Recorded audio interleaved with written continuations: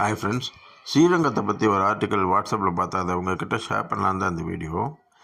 ஸ்ரீரங்கம் என்பது ஒரு கடல், அதனை கடப்பது என்பது முடியாதது. அதனால் அதன் கரையில் இறுதி கொண்டு அனுபவிப்போம். வைகுந்தம் அடைவது மன்னவர் விதி என்று ஆழ்வார் அருளியபடி எல்லோருக்கும் கடைசி ஆசை வைகுந்தம் அடைய வேண்டும் என்பதுதான். வைகுந்தம் கிடைக்குமோ கிடைக்காதோ ஏனென்று நமக்கே தெரியும். ஸ்ரீரங்கம் பூலோக வைகுந்தம். வைகுந்த அனுபவம் இங்கேயே கிடைக்கிறது என்றால் யாருக்குத்தான் ஆசை இருக்காது?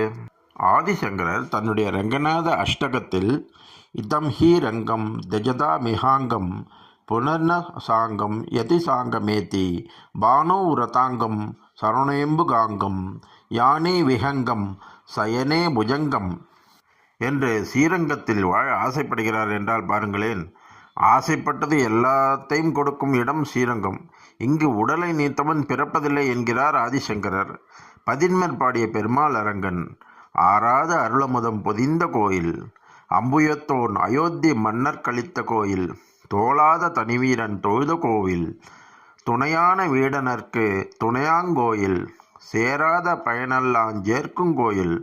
செழுமறையின் முதலெழுத்து சேர்ந்த கோயில். தீராத வினையனைத்தும் தீர்க்கும் கோயில்.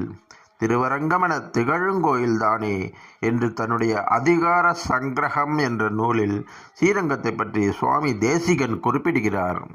ஸ்வயம் வியக்த க்ஷேத்திரம் என்பது 8, அதாவது தானாகவே உண்டான க்ஷேத்திரங்கள் இவை. தெற்கே வானமாமலை, தொண்டை நாட்டிலே ஸ்ரீமுஷ்ணம், தமிழ்நாட்டில் நெல்லையில் திருவேங்கடம், ஸ்ரீரங்கம், வடநாட்டில் பத்ரிகாசிரமம், சாலக்கிராமம், ராஜஸ்தானில் புஷ்கரம், நைமிஷாரண்யம் என்பவைதான் இவை. வானமாமலையில் எண்ணெய் விசேஷம். அங்கு திருமணப்பள்ளியில் வரமிளகாய் பயன்படுத்துவதில்லையாம். பகவான் காடு ரூபமாக உள்ளார் நைமிஷாரண்யத்தில்.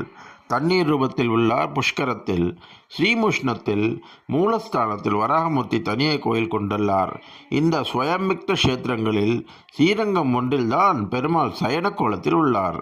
மற்ற இடங்களில் நின்று கொண்டோ அல்லது அமர்ந்த நிலையிலோ காட்சி அளிக்கிறார். ஆக ஸ்ரீரங்கத்திற்கு விசேஷம் சயன திருக்கோலம்.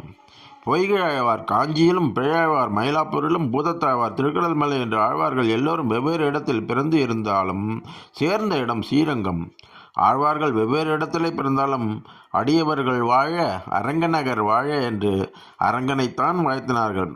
இவ்வளவு நேரம் ஆகிவிட்டது, சயனம் கொள்ளுகிற நேரத்தில் எங்கே கிளம்பிவிட்டீர் என்று அடியவர் திருமாலிருஞ்சோலை பெருமாளை பார்த்து கேட்கிறார். அடியவரே, நாளை காலை தரிசனம் கொடுப்போம், பள்ளிக்குள்ள ஸ்ரீரங்கம் செல்கிறோம் என்று சொல்லிவிட்டு கிளம்பினார் அழகர் மலை அழகன். அவர் மட்டுமா?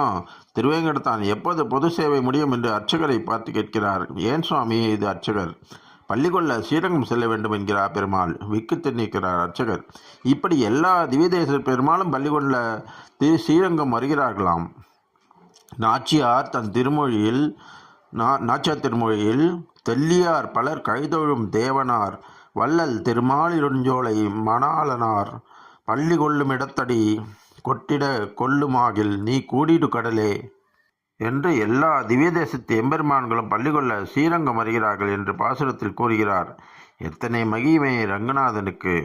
சரணம் சரணம் ஸ்ரீரங்கா, திருவடி சரணம் ஸ்ரீரங்கா.